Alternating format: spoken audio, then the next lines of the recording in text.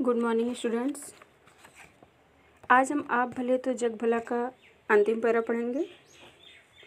बच्चों, अभी तक आपने पढ़ा कि सरदार पृथ्वी सिंह हिंसा का मार्ग त्याग करके बापू के सामने अपना समर्पण कर देते हैं, किंतु बापू फिर भी संतुष्ट नहीं है और उन्हें परीक्षा लेने के उद्देश्य से उनसे कहते हैं कि यदि आपने हिंसा का मार्ग त्याग दिया है तो आप हमारे सेवाग्राम में आकर रहिए, आश्रम में रहिए, तभी मुझे यकीन होगा कि आपने अहिंसा का पाठ या अहिंसा का सबक सीख लिया है। पृथ्वी सिंह जरा चौंक कर बोले, आपका क्या मतलब है बापूजी? भाई, मेरा आश्रम तो एक प्रयोगशाला जैसा ही है। जिन लोगों की कहीं नहीं बनती, अक्सर वे मेरे पास आ जाते हैं। उन सबको एक साथ रखने में मैं सीमेंट का काम करता हूँ और वह सीमेंट मेरी अहिंसा ही है। जब बापू की बातों को सुनकर पृथ्वीराज चौंक कर बोलते हैं कि आपके कहने का क्या मतलब है, तो बापू उनके सवालों का जवाब देते हैं कि मेरा आश्रम एक प्रयोगशाला है। यहाँ पर अनेकों प्रकार के लोग आते हैं और अपने क्रियाकलापों के द्वारा, अपने आचरण के द्वारा लोगों को प्रभावित करते हैं। जो लोग कहीं भी सफल नहीं होते, जिन लोगों की कहीं नहीं बनती, वे मेरे पास आते हैं और मैं जिस प्रकार सीमेंट सभी ईंटों को एक साथ जोड़ करके दीवार बनाती है, एक धागे में बांध देती है, उसी प्रकार मैं भी सीमेंट की तरह सबको जोड़ने का काम करता हूँ, एक साथ रखने का काम करता हूँ और वह सीमेंट मेरी अहिंसा है। मैं समझ गया बापूजी, पृथ्वी सिंह ने मुस्कुराकर कहा।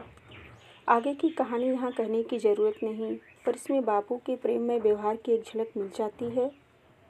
उन्होंने अपने प्रेम और सहानुभूति से कितने ही व्यक्तियों को अपनी ओर खींचा था। बापू कड़ी आलोचना कर सकते थे और करते भी थे, पर हंसकर, मीठी चुटकियां लेकर, अपना प्रेम दर्शाकर।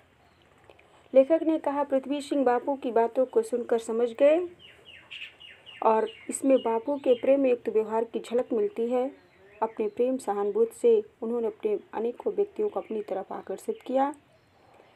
किसी की कड़ी आलोचना करते थे, किंतु हंस करके, मीठी चुटकियां लेकर, घृणा से नहीं या ईर्ष्या से नहीं, बल्कि अपने प्रेम का प्रदर्शन दिखाकर, अपनी व्यवहार कुशलता को प्रकट करके। अमेरिका के मशहूर लेखक इमर्सन की एक घटना याद है। उन्हें गाय पालने का शौक था, इसलिए गाय और नन्हे बछड़े उनके मकान के पास एक कुटी में रहते थे। एक बार जोर की बारिश आने वाली थी। सभी गायें तो झोपड़ी के अंदर चली गई, लेकिन एक बछड़ा बाहर ही रह गया। इमर्सन और उनका लड़का दोनों ने मिलकर उस बछड़े को पकड़कर खींचना शुरू किया। ज्यों तो वह बछड़ा भी सारी ताकत लगाकर पीछे हटने लगा। बेचारे इमर्सन बड़े परेशान हुए। इतने में उनकी बूढ़ी नौकरानी उधर से निकली। जैसे उसने तमाशा देखा, वह दौड़ी आई और अपना अंगूठा बछड़े के मुंह में प्यार से डालकर उसे झोपड़ी की तरफ ले जाने लगी। बछड़ा चुपचाप कुटी के अंदर चला गया। लेखक ने अमेरिका के मशहूर लेखक इमर्सन की घटना का वर्णन किया है कि उन्हें गाय पालने का शौक था और इसलिए उनके घर के करीब एक कुटी में अनेकों गाय और बछड़े रहते थे। एक बार संयोग से बारिश आने वाली थी। सभी गायें बड़ी थी, वे अंदर चली गईं, किंतु एक बछड़ा बाहर रह गया और जब इमर्सन और उनके बच्चे ने उसे खींचना शुरू किया, जोर जबरदस्ती लगाकर खींचना शुरू किया, तो बछड़ा भी पीछे बयाने लगा। इस क्रियाकलाप को देखकर घर की नौकरानी आई। उसने प्यार से अपने प्रेम को दिखाकर अंगूठा बछड़े के मुंह में डालकर पुचकारते हुए उसे झोपड़ी की तरफ ले जाने लगी। बछड़ा उसके प्रेम को, उसके व्यवहार के, उसके पुचकारने को सुन करके, उसे समझ करके चुपचाप उसके पीछे झोपड़ी में चला गया। वह अनपढ़ नौकरानी किताबें और कविताएं लिखना नहीं जानती थी, लेकिन व्यवहार कुशल अवश्य थी। और जब जानवर भी प्रेम की भाषा समझते हैं, तो फिर मनुष्य क्यों ना समझेंगे। लेखक ने कहा है कि अपना प्रेम प्रदर्शन करने के लिए, व्यवहार कुशलता जताने के लिए पढ़ा लिखा होना जरूरी नहीं है।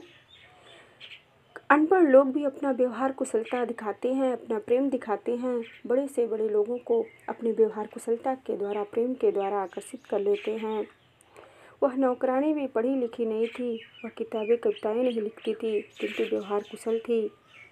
और इस प्रकार जब जानवर भी प्रेम की भाषा समझते हैं, आचरण को समझते हैं, तो भला मनुष्य क्यों नहीं समझेगा। कल हमारे मित्र का रसोइया बिना खबर दिए ही चला गया। बेचारा करता भी क्या। सुबह से शाम तक उसको महाशय की डांट खानी पड़ रही थी। तूने आज दाल बिल्कुल बिगाड़ दी, उसमें नमक बहुत डाल दिया। अरे बेवकूफ़, तूने साग में नमक ही नहीं डाला। यह जली रोटी कौन खाएगा रे। आदि की झड़ी लगी रहती थी। जब कोई चीज़ जरा भी बिगड़ जाती तब उसे दिल से खोल कर डांटा जाता, लेकिन अच्छा भोजन बनाने पर कभी तारीफ के दो शब्द नहीं बोले जाते। वाह, तारीफ करने से उसका दिमाग चढ़ जाएगा। मेरे मित्र कह देते, ठीक है, तो वह भी आदमी है, उसके भी दिल हैं। बेचारा कुछ रुपए का नौकर यंत्र नहीं बन सकता। तंग आकर भाग जाने के सिवाय और क्या चारा था। लेखक ने बताया है कि हमारे मित्र का जो रसोइया था वह बिना बताए चला गया, क्योंकि लेखक के मित्र हमेशा उसके कामों में कमियां निकालते, दोष ढूंढते रहते थे और जरा जरा सी बात पर उसे डांट लगाते रहते थे। किंतु जब भी वह कभी अच्छा कुछ करता, उसकी तारीफ नहीं करते, उसकी प्रशंसा नहीं करते।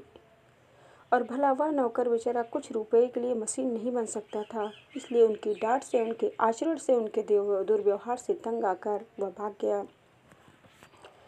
कहने का अर्थ यह कि उसकी किसी से नहीं बनती, न मित्रों से, न ऑफिस के कर्मचारियों से, न घर के नौकरों से।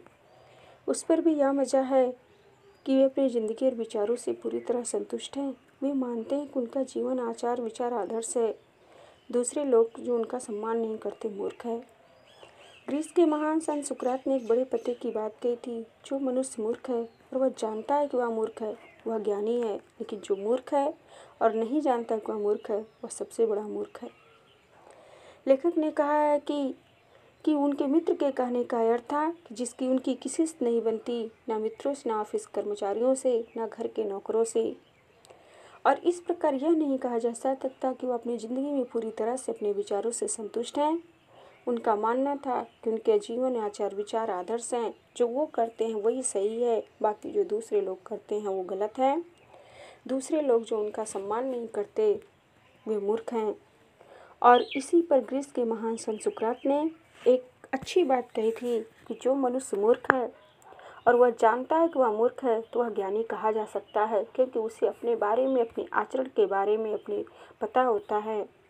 किंतु जो मूर्ख है, जो वास्तव में मूर्ख है और वह यह भी नहीं जानता कि वह मूर्ख है, वही सबसे बड़ा मूर्ख कहा जा सकता है। बच्चों, इस कहानी से हमें यह सीख मिलती है, शिक्षा मिलती है कि समाज में, संसार में जो व्यवहार हम अपने प्रति दूसरों से रखते हैं कि सामने वाला हमारा इज्जत करे, सम्मान करे, हमारे साथ प्रेम करे, तो हमें भी लोगों के साथ वैसा ही व्यवहार प्रदर्शन करना चाहिए। जो व्यक्ति जैसा करता है उसके सामने वैसा ही उपस्थित होता है। यदि हम किसी का बुरा करेंगे, बुरा बर्ताव करेंगे, ईर्ष्या करेंगे, तो वह भी हमारे साथ ईर्ष्या का दुर्व्यवहार करेगा। और यदि हम किसी का अच्छा करेंगे, किसी के साथ अच्छा आचरण अपनाएंगे, अच्छे व्यवहार का प्रदर्शन करेंगे, तो वह भी हमारे साथ अच्छा व्यवहार करेगा।